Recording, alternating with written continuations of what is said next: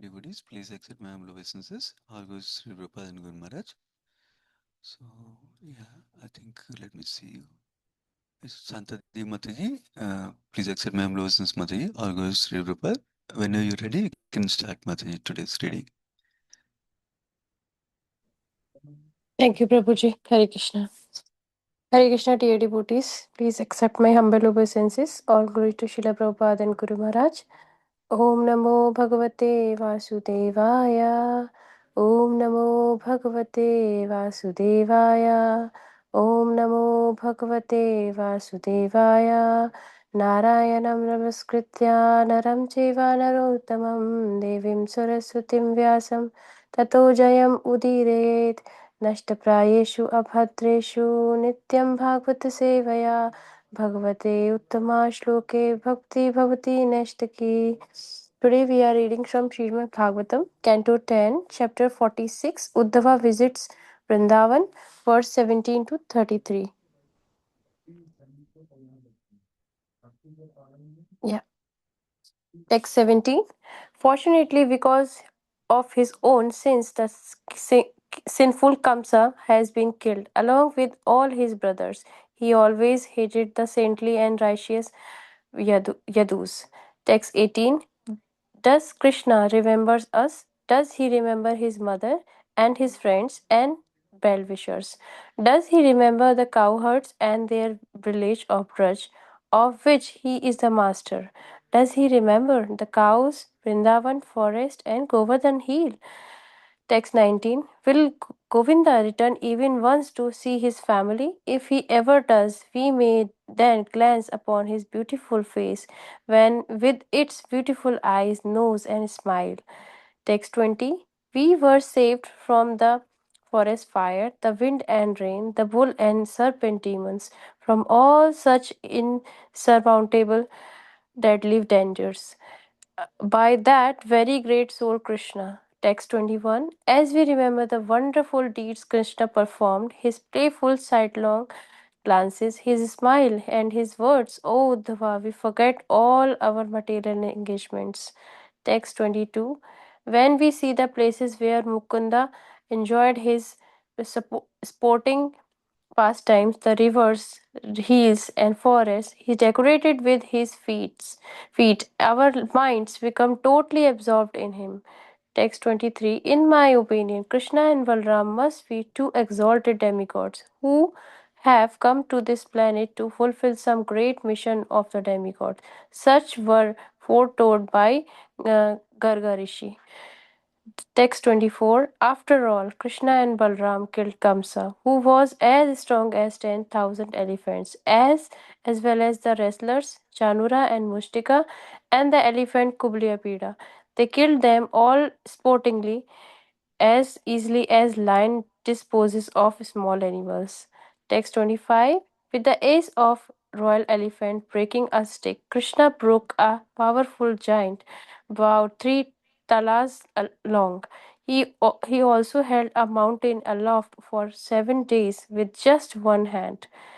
Text 26. Here in Vrindavan, Krishna and Balram easily destroyed demons like Pralamba, Dhenuka, Arishta, Trinavarta, and Baka, who had themselves defeated both demigods and other demons. 27.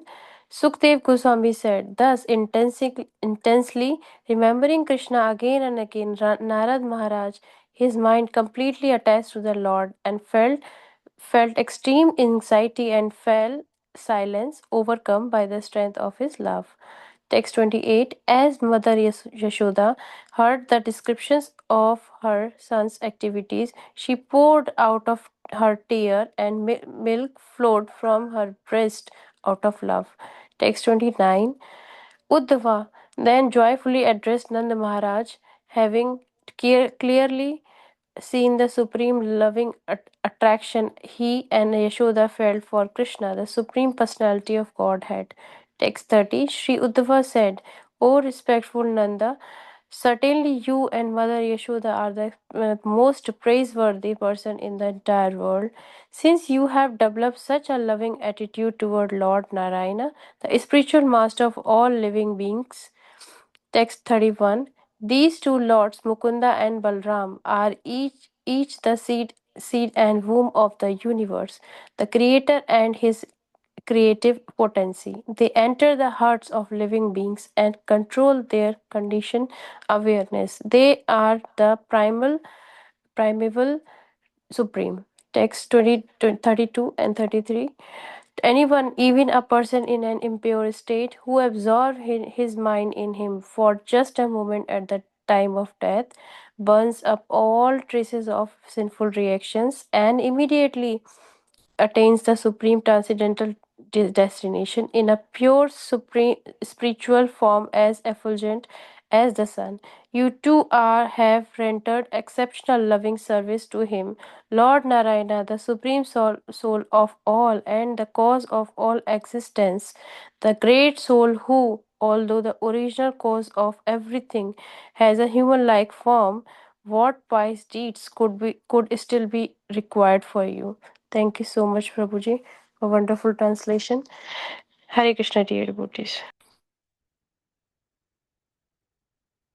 Thank you so much, Shatradi Mataji. Hare Krishna. So let me see. We'll offer brief prayers and then we'll continue.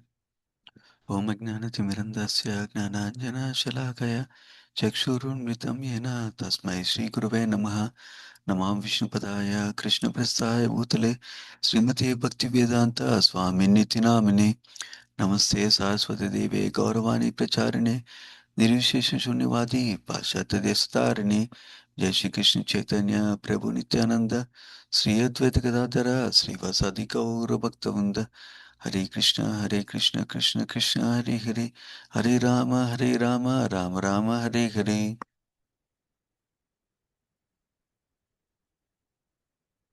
Okay, we're continuing the wonderful section where we are in. We're in 10th Canto, 46th chapter, where what we've seen so far is Krishna sent his close associate and friend and minister and cousin Uddhava to go to Vrindavan and pacify his parents Nanda Maharaj and Yasoda Mataji and also his Gopa friends and Gopis, the cowherd village Brajvasis. So when Uddhava came, he directly went to meet Nanda Maharaj and Yasoda Mataji first, we heard. And then Nanda Maharaj received him nicely, like in Vedic culture, how a guest is received. And he was given some food to eat and some place to sit. And after he freshened himself up, then Nanda Maharaj started to ask questions of him.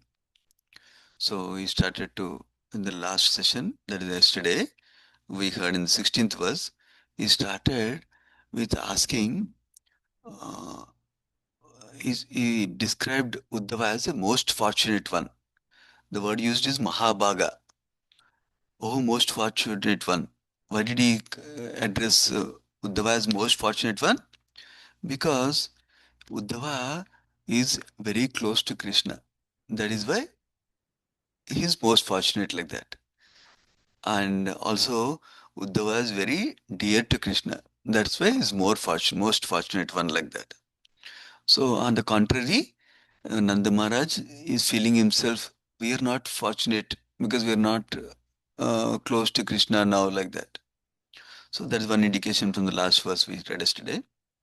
And then, instead of directly asking about Krishna, which will make him full of emotions and which will make his voice choke like that, he will not be able to continue the conversation if I directly ask about Krishna first. So, he started with asking about Krishna's father Vasudeva. So he asked about Vasudeva, and through that indirectly he asked how is Vasudeva and all the others like that. That's how he asked. So then he remembered uh, our acharyas describe not only Nanda Maharaj asked about Vasudeva first, so because he could not ask about directly about Krishna immediately, because of his increased grief of separation. But he also asked about Vasudeva because he was one of the close friends of Nanda Maharaj, like that. That is from 16th verse. Going to the 17th verse, which is the starting verse for today. So Nanda Maharaj is, in the previous verse, he asked about how is Vasudeva now that he is freed from, uh, is free and is joined with family members, like that. How he is free is describing in this verse. He's saying, actually, because of his own sins, sinful Kamsa has been killed. So, Kamsa's being killed, the cause is nobody else. But because Kamsa is sinful himself, sinful people will meet the reactions of their sins directly, like that. So, in that sense, nobody else is the cause. He himself is the cause for his own death, like that is describing. And yeah, and because of his sins, not only him, but all his brothers are also killed. And also, another description is giving that Kamsa always hated the saintly and righteous Yadu dynasty. So, again, Acharyas describe that Nanda Maharaj is avoiding the topic of Krishna for 2 verses at least before he gets into the Krishna, directly about Krishna, to maintain his self-control so he can continue the conversation like that. So, that's why he's maintaining some distance is described by Acharyas. Now, coming to the further next verse, text number 18. Now he's going to the Krishna directly. And Sri Vishwanath Thakur describes, by this time Nanda Maharaj is crying with tears in his eyes, and he has a voice that is choked, and he began to ask about Krishna. Does Krishna even remember us? Does he remember his mother and his friends and well-wishers? Our Acharyas describe, while I go through the list, you can make a note. Acharyas describe, the list starts with, in 2 ways they describe. One is that most important person to little less important, like that, is progressing in asking the how is everyone, like that. Does Krishna remember us, like that? So that is one aspect they describe about this order of the asking.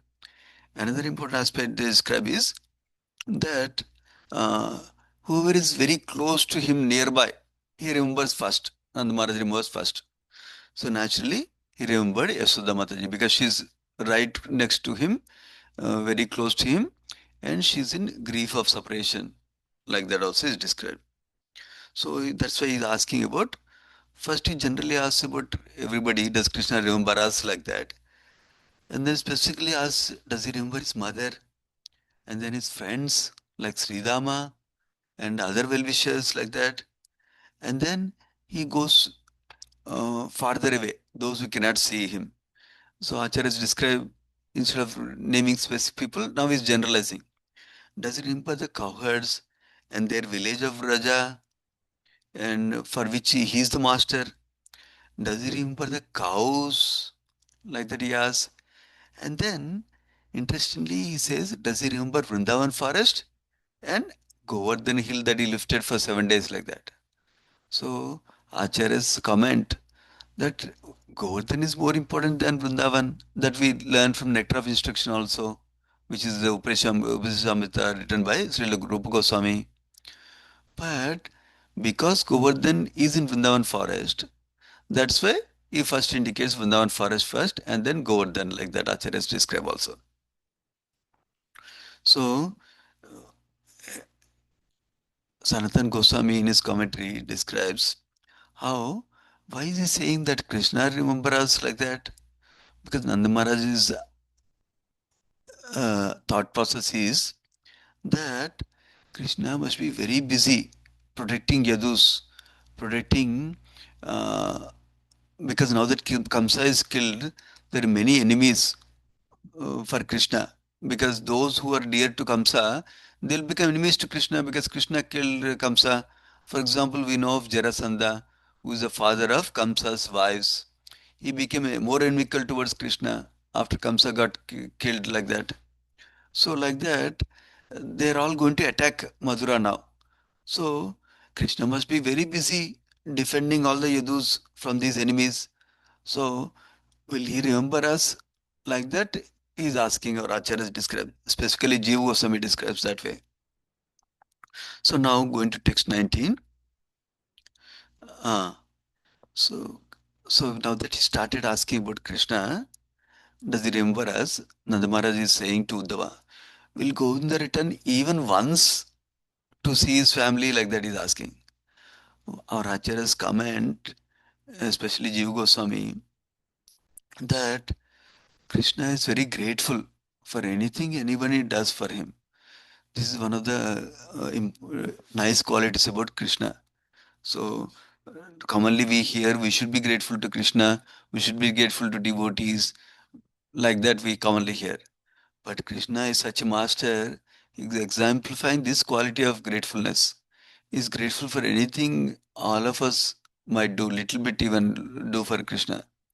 So, so he's definitely grateful, he's definitely intelligent, uh, but um, Krishna, before one time when he was talking to Nanda Maharaj, he said, "You please go to Vrindavan. I'll come little later because I have to satisfy my relatives here." Like that, he said. Relatives in Madura, he said. That's why Nanda Maharaj is thinking. So, even though Krishna is grateful, he would like to come back, but because he mentioned that he needs to satisfy the desires, satisfy his relatives in Madura, that will take some time. So that will cause some delay. Like that, Nanda Maharaj is thinking. That's why he's saying, we'll go in the return even once like that. So now, another commentary, Acharyas describe that why they're saying even once he'll come to see his family like that.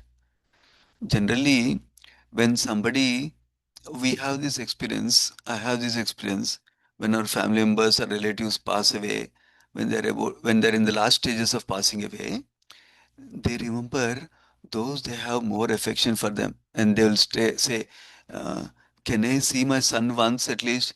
Can I see my daughter once at least? Like that they'll say. So in the similar mood here, these Vrajvasis are suffering from separation from Krishna. That suffering is as if like they have some serious disease that is causing them death like that. So that is why they're thinking, can we at least see Krishna once like that? And then this also means that uh, it's also indicated by Acharyas that this means that they're thinking some other Rajvasis may not live a long time. So can Krishna come at least once to see us like that? So this is indicating that they may not live long enough because they're so much suffering like that. And then also, uh, then now after telling that will Krishna come in once because we are suffering like that, he described. Now the rest of the verse is saying, he's remembering if he comes, what is the other result? One result is because their suffering will go away by seeing Krishna like that. Number one. Number two, what is the positive thing that they can look forward to? What is the pleasant result that will happen when they see Krishna? Is remembering when we glance on Krishna's beautiful face with his beautiful eyes, long lotus petal eyes, and then nose and smile. Like that, is remembering Krishna's face and different features of Krishna. Acharyas describe that instead of naming each of the limbs of Krishna, which are all very beautiful, the chief of those limbs are eyes and nose. That's why uh, Nanda Maharaj is mentioning those as the main aspects of his features of Krishna, limbs of Krishna, like that. So, and also he's describing that uh, his desire to see Krishna, that when Krishna comes, he can have a pleasant experience of seeing Krishna, like that is describing Nanda Maharaj. So this our Acharya's BBT purport describes this is a hope against hope that he's having, that Krishna would come back at least once to see his simple cowherd village folks, even though he's busy as a prince in a great city of Madura, uh, which is luxurious life like that. Maybe you'll still remember a simple cowherd village of Vrindavan like that is hoping against hope like that is described. In fact, some of you might remember in Nectar of Devotion, which is the summary study of Bhakti-rasa Sindhu of Sri Rupa Goswami, it's written that hope against hope is one of the qualities of a devotee. He always has Asha Bandha is the term used. So we all, as practicing devotees, we always, even though we may understand that I have this limitation, I have that limitation, I'm not able to do this nicely, I'm not able to do that nicely, we can still hope for Krishna's mercy in our life. Krishna will help us. Krishna will guide us. Krishna will take our hand. Krishna will carry us to the perfection of spiritual life and to be engaged in pure devotion service to Him always. That hope we don't need to lose any time because our hope is not about our own strength. Our hope is about Krishna's mercy on us. Krishna will help us like that. Moving further to 20th verse. Now, uh, somebody, Vishwanath Chakravarti Thakur is writing the commentary. Vishwanath Chakravarti Thakur commonly describes his commentary in terms of a dialogue. So he is describing in the previous verse, he described, can we can we see Krishna even once at least? Does will Krishna will Krishna or Govinda return even once to see his family like that? He said, right?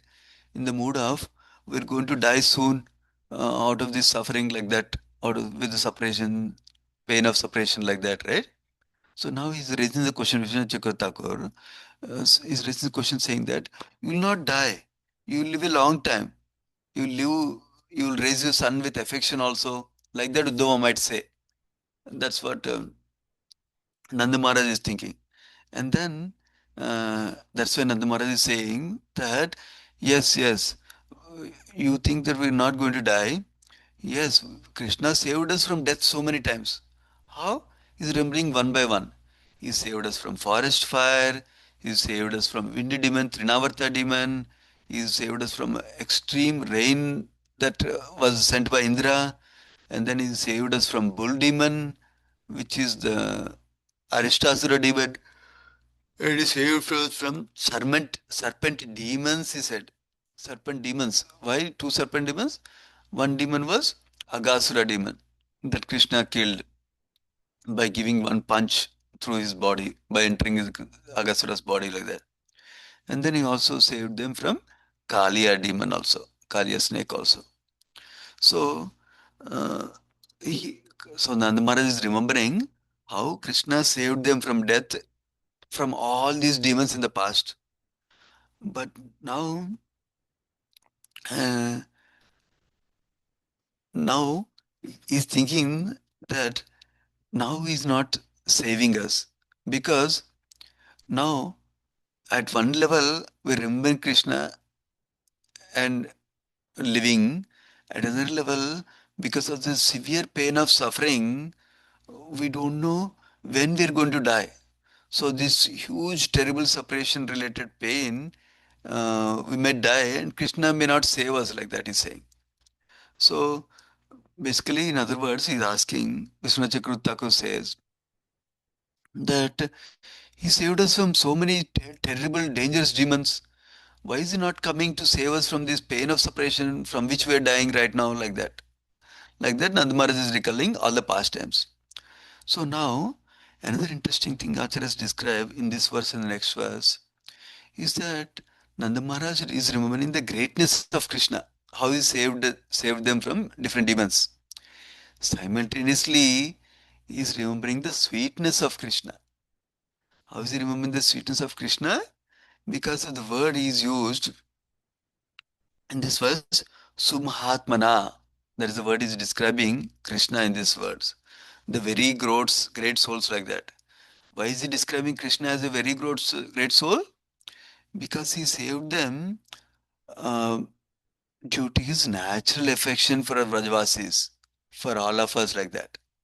So because of his natural affection, and Jiva Goswami further says, is is is describes his great soul because of his great wonderful qualities of Krishna, of unconditional love for the Vrajavasis and mercy for Vrajavasis, and then uh,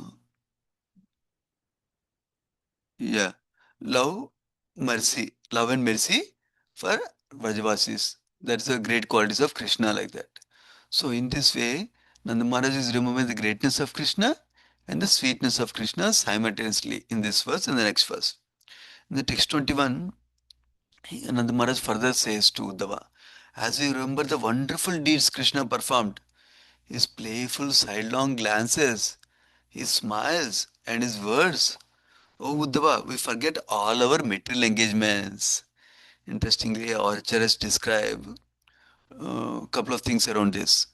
When they when the Vrajavasis are remembering Krishna's pastimes, couple of things are happening to them. One is their pain is going away in one sense. They don't feel any pain because they're remembering Krishna. Instantly their pain is going away. Number one. But on the other hand, by remembering Krishna, they're also getting more suffering of separation like that. Oh, Krishna is not here. When Krishna was here, he would smile like this, like that. So it's also simultaneously increasing the suffering also. And they're not able to do any material duties like eating, sleeping like that because they're always remembering Krishna like that. That's why they're saying they forget all material engagements like that. Going further to text number 22. So not only they're remembering Krishna's beautiful face and features, not only they're remembering how Krishna saved them out of his mercy and love, not only they're remembering different pastimes Krishna performed, but when they see different places where Krishna enjoyed his sporting pastimes, like the rivers, the hills like Govardhan Giri, and the forests where he decorated with his feet, where he walked around Krishna, then Brajvasi's minds totally become absorbed in Krishna. This is a natural thing we also experience in a material level when we let us say we've been with our wife, husband, and children all along, but suddenly children need to be away from us for some time, longer time. Then we remember what they used to do when they get up in the morning. We remember, for example, we see some shoes they used to wear. We see some book they used to read. Then we'll remember Krishna. We'll remember them. Similarly, here Nanda Maharaj and Rajavasis, when they see different pastime places where Krishna performed the pastimes, they naturally remember Krishna. They become absorbed in him, totally absorbed in him. Tatatmat, Tatatmatam is described like that. So that is the nature of Vajvasi's love for Krishna. Out of extreme love for Krishna, they remembering him every moment like that. Going further to the 23rd verse, now he's describing Nanda Maharaj. So far, he described how they kill different demons. Now he's saying why that's so. In my opinion, Krishna and Balaram must be two exalted demigods who have come to this planet to fulfill some great mission of the Devatas. Such was foretold by Gargarishi. When Gargarishi did the name giving ceremony for Krishna and Balram, he described how his sons have all the qualities of Narayana and they will protect them from all dangers like that. Gargamuni indicated nicely, uh, subtly that about Krishna and Balaram like that. So he's remembering, oh, they must be great demigods like that. In the following verse 24, why he's saying that he is they are great demigods, is describing that. They killed Kamsa, who has like power of 10,000 elephants. Such a person they killed. It's not just Gargamuni told, but we actually saw the deeds they performed. One is they killed such a powerful Kamsa, number one. Number two, they killed Chanura and Mustaka and also the elephant Kuvalayapida, which is so powerful like that.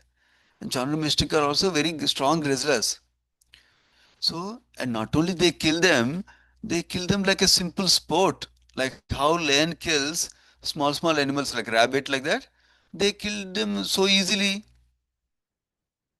So that is so that means they must be really great demigods only like that. Like that, Nanda Maharaj is remembering, and then is further remembering uh, like a royal elephant near a king, how it can break a stick very easily. Krishna broke a long bow in the bow sacrifice, for which Kamsa invited Krishna and Balram for the bow sacrifice originally.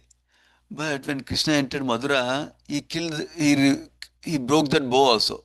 How long is that bow? That bow was three tala trees long. How each tala tree is about 90 feet is described in the purport. That means 270 feet bow, such a long bow, Krishna broke easily like that. And then not only he did that great activity, he also held Gordhan on his pinky finger, left hand, in just one hand for 7 days. That's what Nanda Maharaj is describing. Why these must be two great demigods like that. Going further, he is continuing that in Vrindavana, Krishna and Balaram easily destroyed several demons. Some names he is describing: Pralambasura, Dhenukasura, Arishtasura, Trinavarta, Bakasura, who were so great, they actually defeated several demigods also and other demons also. Such great demons they easily killed. Now Sukadeva Goswami starts to further describe, while intensely remembering Krishna again and again like this, Nanda Maharaj, his mind completely attached to Krishna, he felt extremely anxiety and he felt silent with a lot of love for Krishna. When Nanda Maharaj became silent like that, finally Yashoda Mataji, who was hearing nearby Krishna's great activities that Nanda Maharaj is describing, she was full of tears of separation and milk flow from her breast out of the love for Krishna like that. It's described in the BVT purport. Mother Yashoda could not receive uh, Uddhava with great affection because from the time Krishna left, she was closing her eyes and crying constantly. So she could not recognize Uddhava and treat him with parental affection. And she could not even ask him any questions or give any message for her son like that, because she was so overwhelmed with love for Krishna. She was crying constantly and closing her eyes like that. Moving on to text 29. Now, after Nanda Maharaj asked questions like this, how is Vasudeva, how are his other relatives, how is Krishna and Balram, will he ever come and to see us? All these questions he asked, right? Whereas Yashoda Mataji could not ask anything. Now Uddhava starts to respond to Nanda Maharaj and Yashoda, especially Nanda Maharaj. And Uddhava wants to relay the message he brought from Krishna to Nanda Maharaj. That message we'll hear from His Grace Krishna Venu Prabhuji tomorrow, but we'll hear how Uddhava starts to respond to Nanda Maharaj today in couple of verses now. Is described in this verse 29. Uddhava joyfully addressed Nanda Maharaj. How can we be joyful? On one hand, Nanda Maharaj is suffering with separation from Krishna. Yashoda Maharaj is crying constantly of separation from Krishna. How is Uddhava joyful upon seeing Nanda Maharaj? So that is being described here. Because Uddhava is joyful seeing the great extraordinary love of Yashoda and Nanda Maharaj felt for Krishna like that. Number one. Number one is that they have so much love for Krishna. Seeing that is joyful for them. Number one. Number two, in the transcendental emotions, even anguish like mental and physical pain in a transcendental emotions that causes suffering is also a source of bliss for them. So that is why even in Ramayana we hear Rama and Sita, even though they're crying out of separation, even though they're crying from suffering, but actually there's a transcendental bliss is described. It's Karuna Rasa is described. So, recognizing that exalted nature of their emotions, Uddhava was joyful in addressing them like that. Going further to 30th verse, Uddhava started to speak. Oh, respectful Nanda Maharaj, certainly you and Mother Yashoda are praiseworthy persons in the entire world. Why? Because you developed such a great love towards Lord Narayana, the special master of all living beings. BBD purport describes, why is it describing like Narayana? Is responding with Nanda Maharaj's comment where he referred to Gargamuni, saying that they must be two extreme demigods, like Gargamuni said, like that, to exalted demigods like that. So, in that Gargamuni description, he also referred to them, compared them to Narayana like that. That's why he's saying you developed so much love for Krishna, who is like Narayana like that. He's describing. In the text 31st, he says, Mukunda and Balaram are like seed and the womb of universe. They enter the hearts of living beings and control their condition of awareness. They are the primeval supreme. Uddhava is describing to Nanda Maharaj that he is actually Krishna and Balaram are supreme lords like that. Obviously, with their love, they cannot accept such statements. They'll only think that they're their own son like that. So, uh, that's how Uddhava starts to describe about the glories of Krishna. He first of all referred him as Narayana. Next, he is describing both Krishna and Balaram as Supreme Lords himself. So the final verses for today, uh, he describes anyone, even in an impure state of mind, any person who absorbs their mind in Krishna, even just for a moment at the time of death, it burns off all sinful reactions and they immediately attain the supreme transcendental destination. So, you two have rendered such exceptional loving service to Krishna that uh, even though uh, to that Krishna who is Narayana, who is the super soul of everyone, who is the original cause of everything, who came like a human being, like that is describing. What pious deeds could still be required of you? You don't need to do any other pious deeds like that. Uddhava is starting to glorify Nanda Maharaj and Yasoda. So that's where we pause. Tomorrow we'll continue to hear from Uddhava the message he got from Krishna for the Vrajavasis, including Nanda Maharaj and Yasoda Mataji. We will pause here. Srimad Bhagavatam ki jai, Srila Prabhupada ki jai. Vanchakalpatarubhesha Kupasindhu Bevacha Patitanam Pavanebhyo Vaishnavebhyo Namo Namo. Thank you so much, devotees. Hare Krishna. Thank you Hare very much. Krishna. Hare Krishna. Jai